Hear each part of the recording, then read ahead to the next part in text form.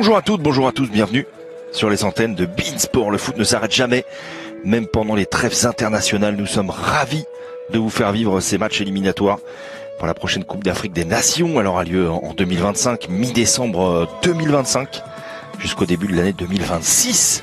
On n'est pas rendu, comme on dit. Il n'empêche que ces éliminatoires avancent vite, très vite même, à la vitesse de la lumière, puisque ce sont des éliminatoires regroupés très rapidement.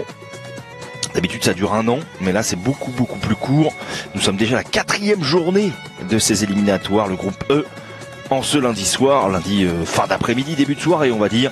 Nous vous faisons voyager, et avec plaisir en plus. Nous sommes à Lomé, la capitale du Togo, dans ce stade de Kégué, que Robert Malm, notre consultant et ami, connaît évidemment très bien, pour ce match entre le Togo et l'Algérie. Les éperviers largement battus. On a eu la chance de commenter ce match-là jeudi soir.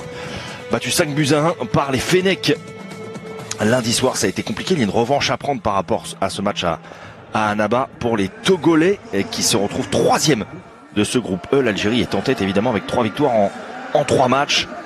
Évidemment ou pas d'ailleurs. On n'avait peut-être pas forcément tout suivi. En tout cas, Togo-Algérie, c'est à suivre tout de suite. L'hymne de l'Algérie, Kassaman. Et très beau maillot de l'Algérie, le nouveau, le vert.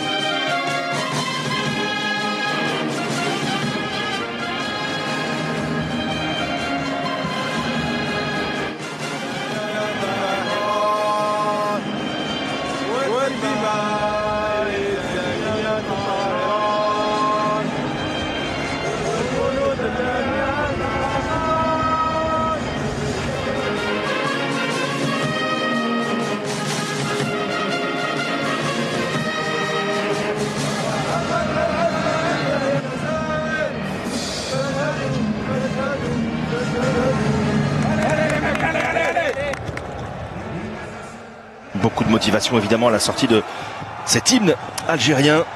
Vous avez bien vu le nouveau maillot vert, l'hymne désormais du Togo, terre de nos aïeux, dans cette ambiance du stade de Kégué.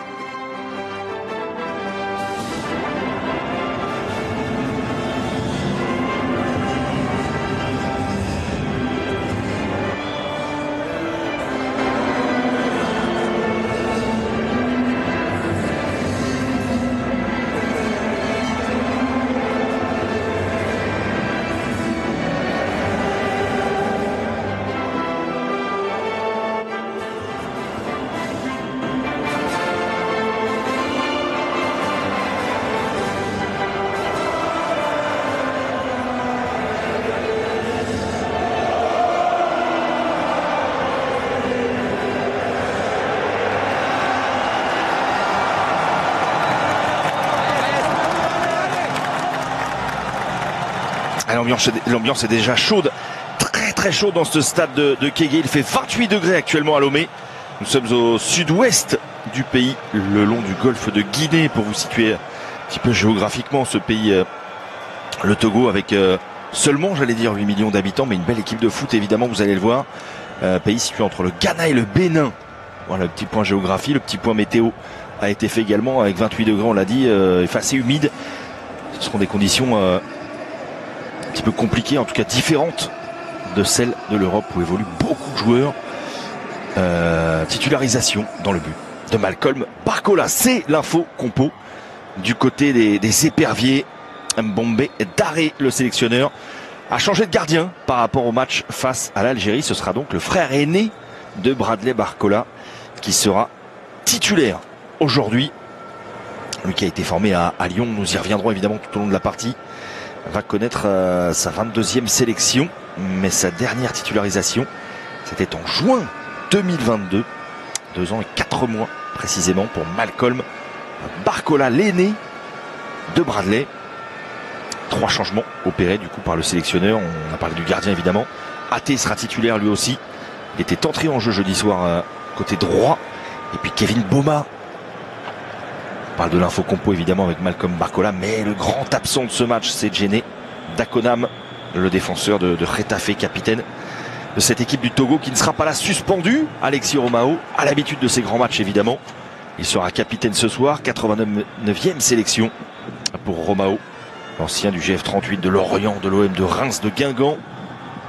Également, connaît par cœur ces très gros matchs. Et il va devoir, à 40 ans, s'il vous plaît, à 40 ans, Alexis Romao, faire face à une jeune équipe, une équipe rajeunie par Vladimir Petkovic par rapport au match de jeudi soir. Les entrants jeudi soir, en tout cas, ont marqué des points, puisqu'Amine Gouiri est titularisé, Boudaoui également. Amoura est lui aussi titulaire, ils avaient fait une super entrée. Yacine Benzia retrouve une place dans le 11 de départ. Pour le reste, Alexis Gendouzi dans les buts. Ait Nouri, Mandi, Tougaï et Ben Sebaini. On va voir au niveau du placement des défenseurs algériens. Pas sûr que ça reste comme ça a été affiché là. On va voir. On va voir si Vladimir Petkovic va opter pour une défense peut-être à 3 avec 2 pistons. On va voir. Hein. Il y a beaucoup de rumeurs qui circulent, mais c'est le terrain et la vérité du terrain qui donnera cette info-là. Daré Nibombe, le sélectionneur togolais, a prévenu. Ce sera un autre match, a-t-il dit en conférence de presse. On était déçus, mais pas découragés. Coup d'envoi imminent à Lomé.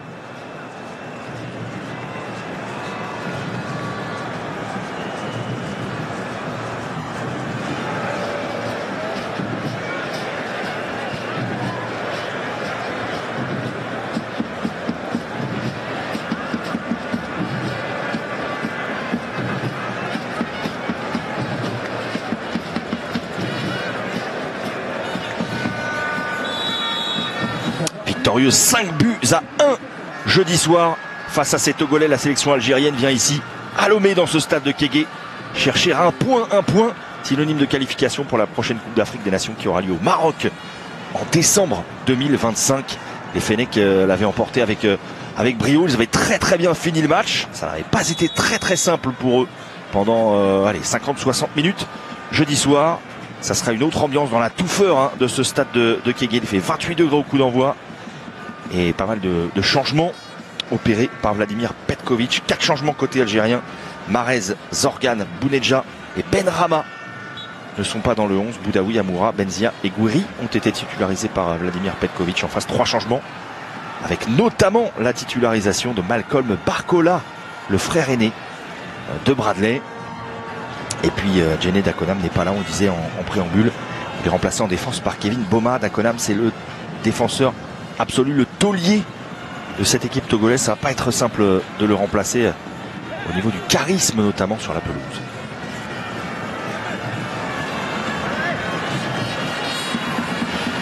Alors pas les mêmes conditions de pelouse, hein. On a bien compris qu'elle était assez touffue, que le jeu ne serait pas forcément accéléré, notamment en phase de transition, qui avait fait si mal aux Togolais jeudi soir. On avait eu la chance de commenter ce match-là. Mais le cirque en recomposition, cette défense togolaise, on disait en l'absence de Djené Dakonam, ce sera vraiment le point central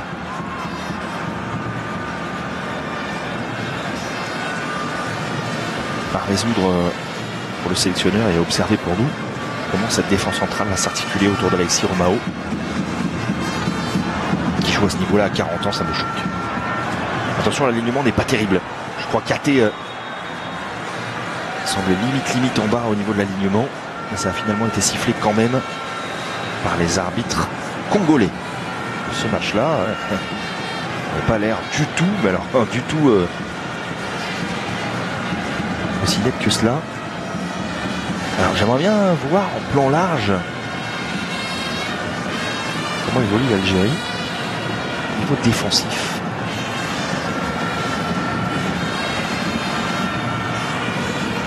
Ait Nouri à gauche, on l'a dit, ça ne sera pas forcément, pas du tout la formation alignée sur le petit graphique que vous avez vu. On voit bien Ait Nouri est côté gauche, non, a priori Bandi à droite, Ait Nouri à gauche, et puis la paire Ben Sebaini, Tougaï dans l'axe, pas mal de papiers avaient été écrits par nos confrères algériens concernant les erreurs défensives, en tout cas les... Attention, petit externe avec Nouri. Les quelques lacunes entrevues jeudi soir, même si effectivement la victoire 5-1 était quand même très belle, mais un peu en trompe-l'œil, c'est vrai. Ça n'avait pas été si simple hein, jusqu'au troisième but finalement. C'est Mawar. Les Togolais auraient pu avec un petit peu plus d'audace aussi, hein, il faut le dire. Ils avaient largement abandonné le ballon aux Algériens jeudi. Ils auraient peut-être pu égaliser, encore fallait-il s'en donner les moyens. C'est vrai qu'ils sont sortis finalement de ce stade du 19 mai 56 à Annaba avec pas mal de regrets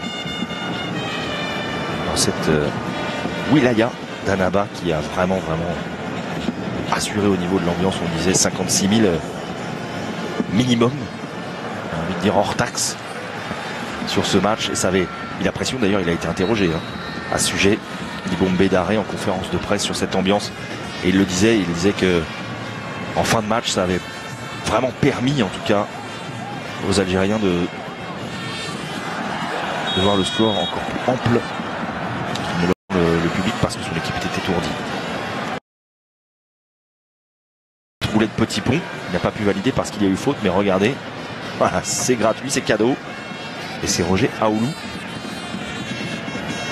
qui a été victimisé par Aït Nouri.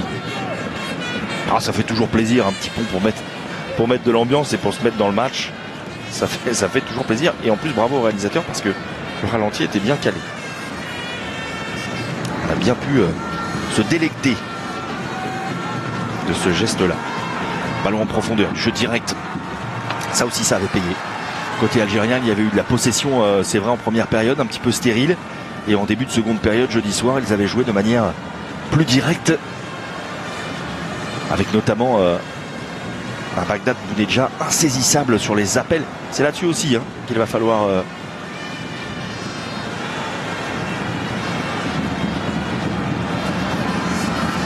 se montrer tranchant dans les appels, même si là vous le voyez, c'est Amin Gouiri qui vient fermer côté gauche. Récupération d'Aït Nouri. Ça va être dur d'accélérer le jeu, on sent que la pelouse, regardez, elle freine le ballon. Hein. Ouais, il faut appuyer les passes 2 fois plus. Et on peut le comprendre puisque Libombé Daré, qui estimait, je le cite encore une fois, que rejouer 72 heures après cette claque reçue en Algérie, c'était une bonne chose, une chance, a-t-il dit. Mais il avait surtout pointé effectivement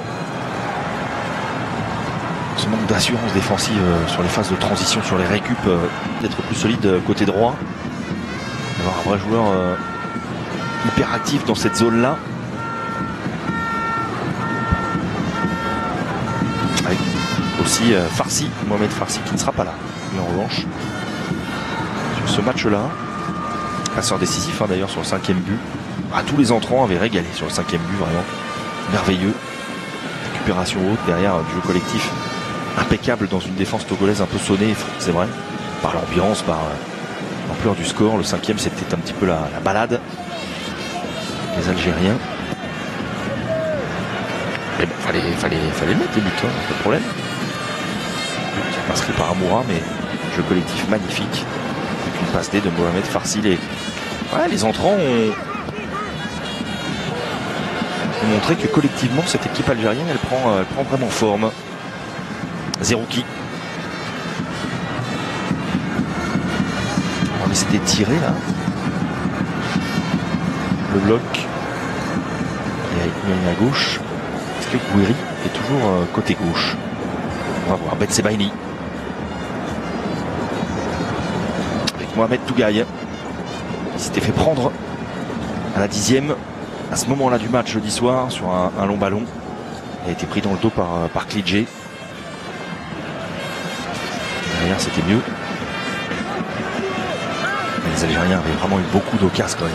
Il y a eu, je me rappelle, des corners, des coups de pied arrêtés avec des têtes juste à côté. Le Tougaï justement, le Bounedjah aussi. Ils auraient pu en mettre plus que 5. Hein. C'est ça le problème. Attention à ce ballon en profondeur. Aït Nouri. Problème pour les Togolais évidemment. Non, on va pas empêcher ce ballon de sortir en corner. Il a tout donné pourtant sur ce coup-là, Kevin Baumard,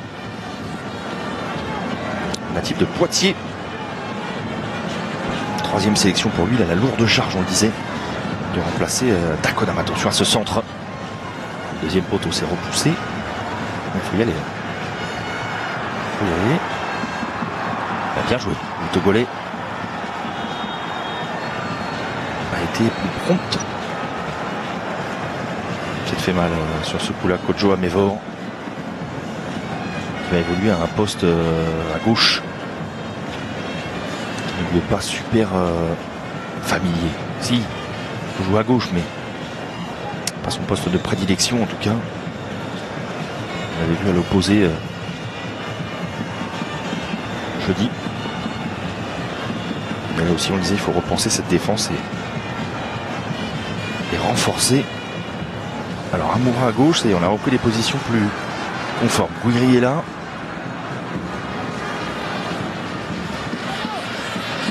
Pointe. Oh, elle est belle. Superbe transversale. Peut-être une balle de but pour les Togolais. Elles sont trop longs. Injouable, même si Athé récupère au deuxième. Troisième même poteau. Aoulou. On est avec Dermané.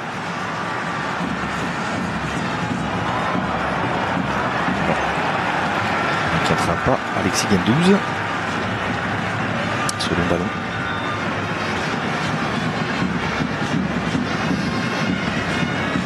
Pas content de Karim Dermané.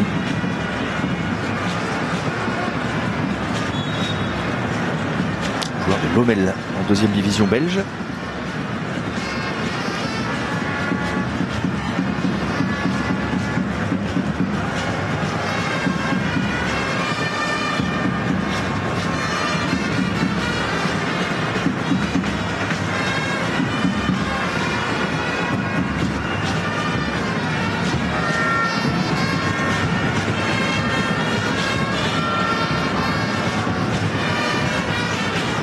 À voir le ballon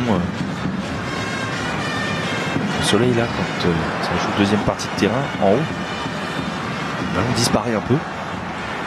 Il disparaît des écrans radars. Là on va mieux le voir en revanche. Joli sprint d'Athé qui va centrer à l'opposé. Tout ça est très compliqué. Là voilà, en termes d'agressivité physique, les Togolais répondent présents comme ils l'avaient fait en Algérie d'ailleurs.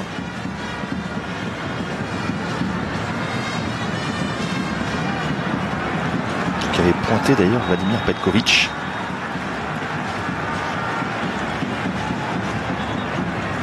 Karim Dermané au sol. Voilà, un peu partout. Au cou, à la cheville. Il se fait attraper là. Un petit torticolis avec, je sais pas, ça a peut-être claqué en retombant. En tout cas, il s'est fait attraper par Hichem Boudaoui. Le Niçois. C'est trop long. Beaucoup trop long.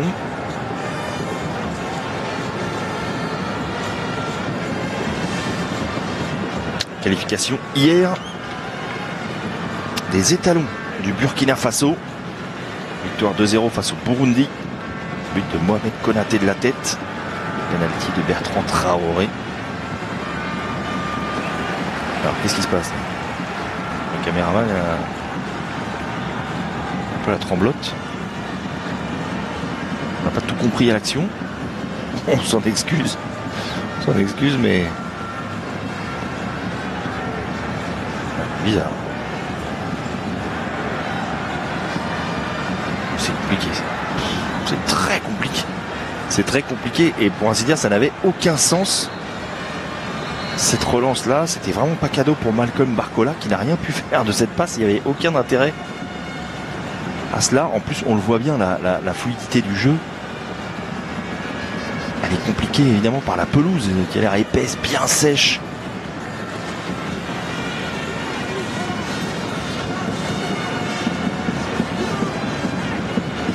Relance courte dangereuse du coup.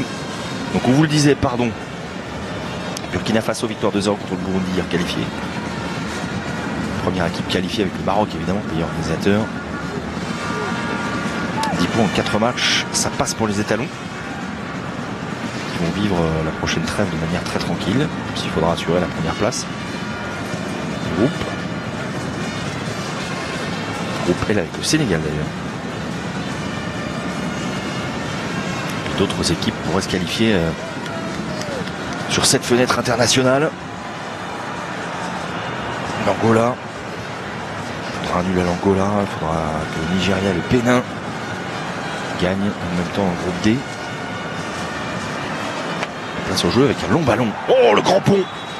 Bien tenté et réussi par Amine Gouiri. La prise de balle impeccable. En tout cas, la lecture de jeu d'Amine Gouiri sur ce long ballon.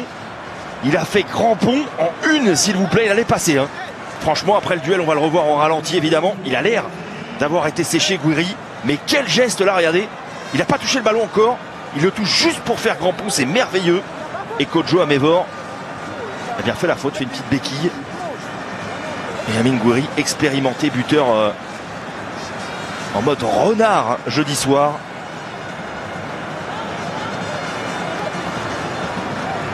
Est venu s'offrir un penalty. Là, il y a discussion. Yacine Benzia va tenter de gratter le penalty, même si a priori Rami Ben Sebaini va rien lâcher. Yacine Benzia a essayé de l'amadouer un peu, on a l'impression. Mais ça n'a pas fonctionné. Ben Sebaini en taulier va se charger évidemment.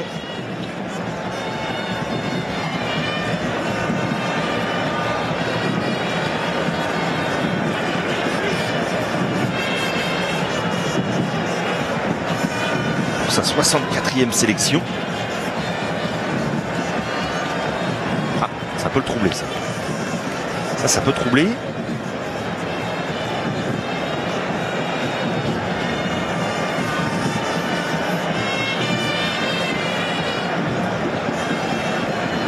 Ben Sebaini face à Malcolm Barcola, le frère aîné de Bradley. Ben Sebaini a l'habitude de ces moments chauds et le sang-froid justement pour climatiser le stade de Kégué. Le petit pas d'arrêt, en tout cas d'attente, pour embarquer Malcolm Barcola. Et derrière, le plat du pied, plein de sérénité de Rami Ben Sebaini. 1-0 pour les Fennecs. C'est un penalty parfait avec la petite femme qui va bien. Rien à faire. Barcola a été complètement embarqué par cette feinte-là. La feinte du regard, en plus, il y a tout. La feinte de corps, la feinte du regard, le temps d'arrêt. Parfaitement exécuté par Ben Sebaini. 1-0 pour l'Algérie.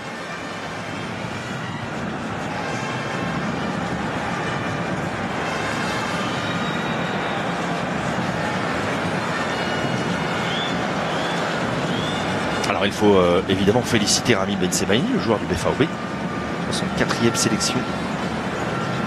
On le disait. Et 7e but pour lui. Ça y est. Rien à dire. Premier but d'ailleurs dans ces éliminatoires. Ben Sebaini. Il faut féliciter aussi, Amine Gouiri.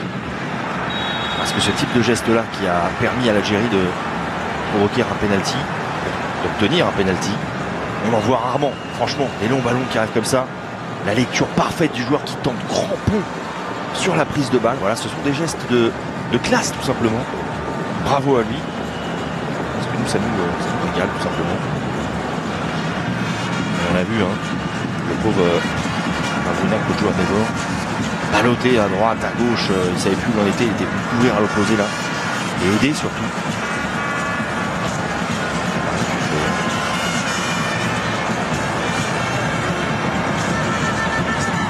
En attendant, le jeu s'est poursuivi. Et il y a un excellent coup franc à jouer pour le Togo. À voir dans le mur. Encadré par M. Ndala Ngambo. Youssifou raté. Il semble le mieux placé pour frapper ce coup franc là. Allez, c'est parti, c'est rasant. C'est piégeux. Que c'était piégeux pour Guendouzi, qui avec beaucoup de réussite a repoussé ce ballon. J'ai l'impression des paumes sur sa barre transversale. Mais il était très vicieux, hein, le coup franc de Youssif Ouaté qui était chaque côté droit pour centrer à nouveau. Il se retrouve contré par Boudaoui. Jeu direct avec encore un appel tranchant d'Amine Gouiri. Il est chaud dans les dribbles, attention. Gouiri. Tête levée avec Boudaoui qui vient derrière lui. Mais ça ne passera pas. Du tout.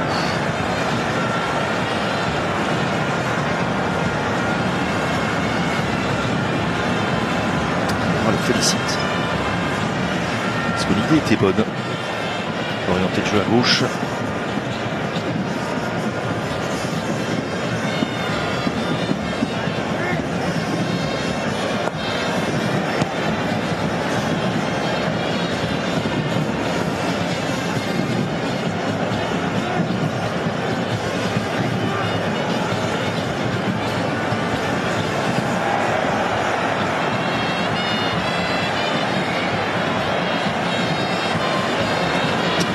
Simple.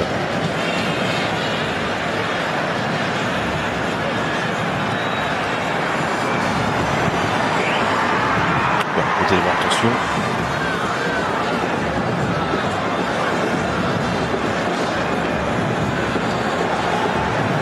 Deux volets qui vont essayer de remettre.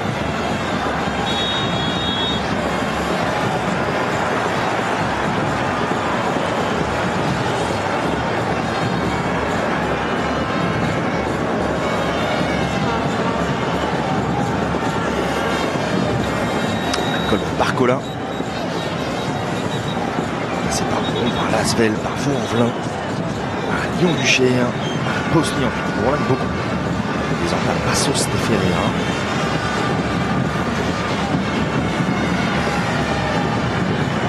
Rien pu faire sur le penalty de Ben Sebaini. Pas eu grand chose à faire depuis le début, à part du jeu au pied. C'était tout.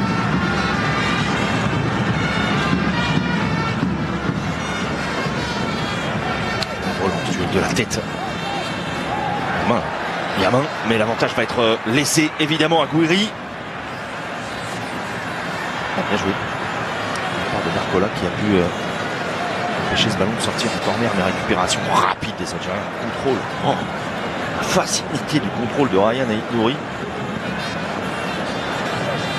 Anesthésie du ballon. Ça fait plus dur, les Fennecs, franchement.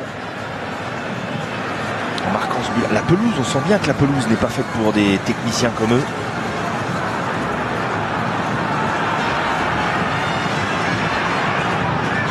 Ben Sebaini.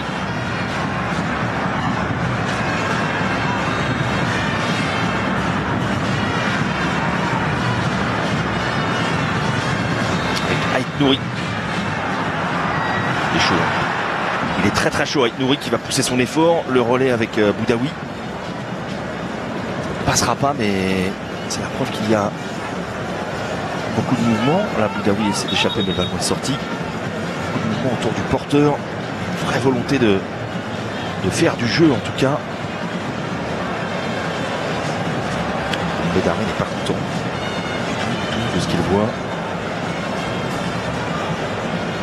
On sait son groupe habité d'un esprit de revanche. Bon, il y a la technique qu'il avait reconnue aussi, hein, en coupe d'avant-match, que les Algériens étaient plus forts aussi, mais il a longuement appuyé sur cette première heure.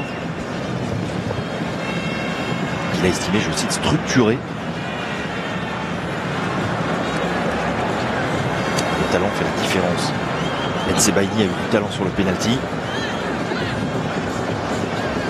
Du talent dans l'anticipation et dans la lecture de jeu sur ce coup-là. La longue touche à venir pour Youssif Ouaté.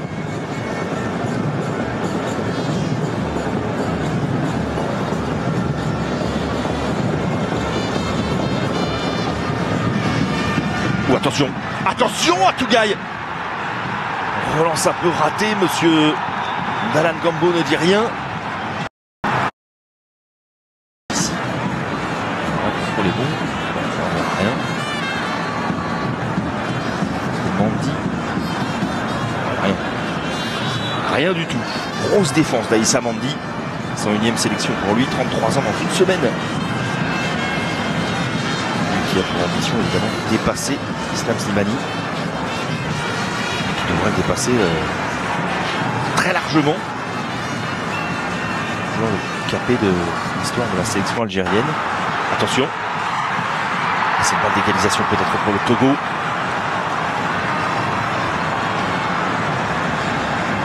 L'intervention d'Aïssa Mandi. Raté.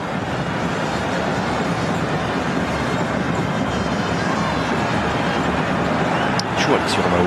Il est très chaud. Passe à venir, la sortie de Guendouzi sans faire de faute. Le pied était en avant, mais la rage d'Alexis Guendouzi, le gardien de Persépolis,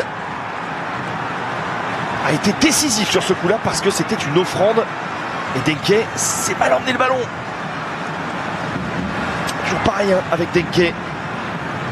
Beaucoup de présence. Le buteur face au Libéria. Attention, cette tête un peu renversée là, elle n'était pas simple. Encore un bel arrêt d'Alexis Guendouzi, décisif, j'ai hâte de revoir. Je crois que la prise de balle de Denke qui est diabolique dans les appels, dans la manière dont il a faculté à perturber les défenses, à se déplacer, il pèse beaucoup.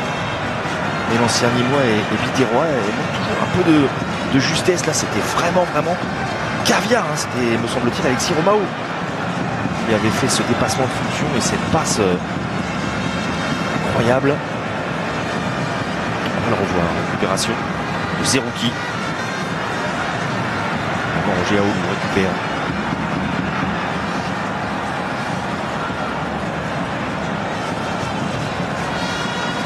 Ah, il va s'en vouloir, l'attaquant du Cercle Bruges. Inquiet parce que c'était une vraie occasion, plein cœur de cette défense algérienne. Il lâche quand même des occasions à chaque fois. Raté.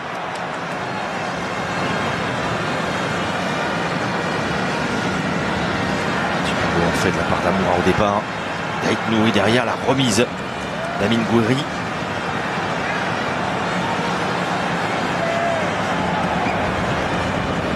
Encore une fois impérial, Rami Bensebaini qui a tout lu et tout compris avant tout le monde. Hichem Boudaoui.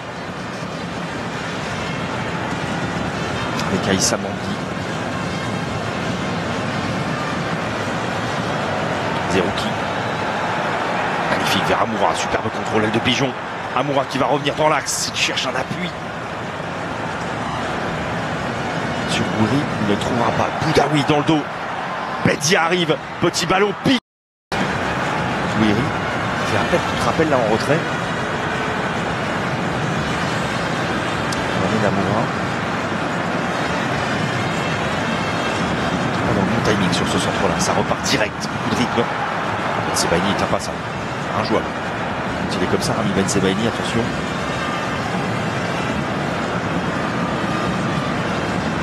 C'est le rock absolu. Instant.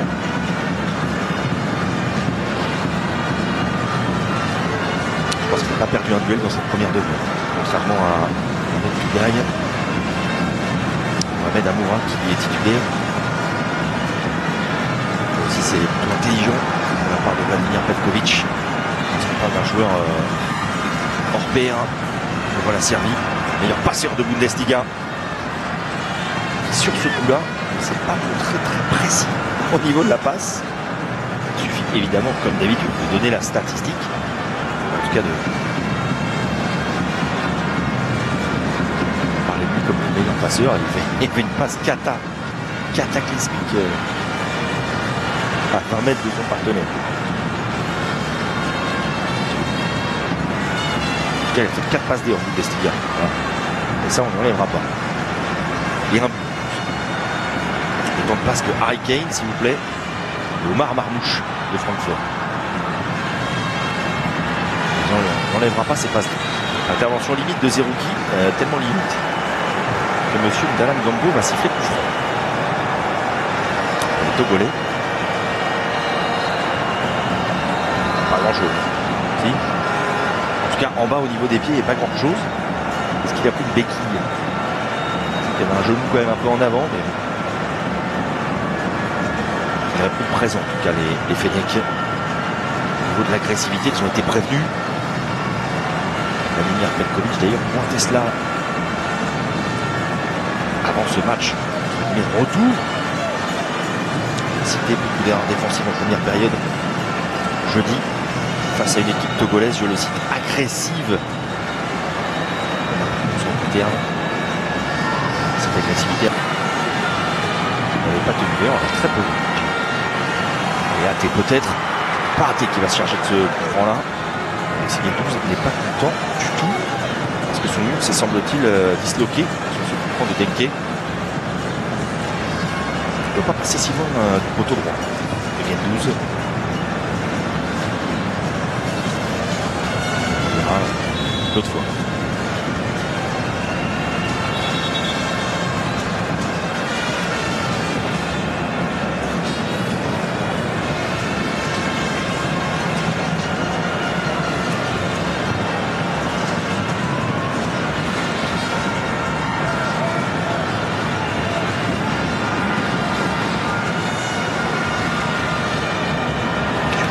Ça c'est magnifique. Décrochage. Personne ne l'a suivi. Amine Gouiri. C'était bien joué techniquement.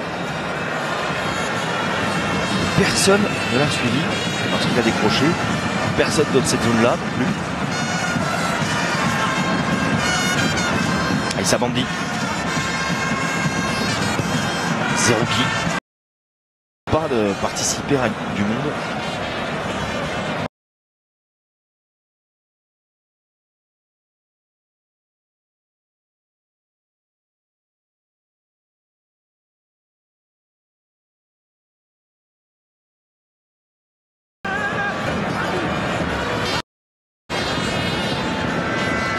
C'est beau quand même. D'internationaux de foot, c'est quand même.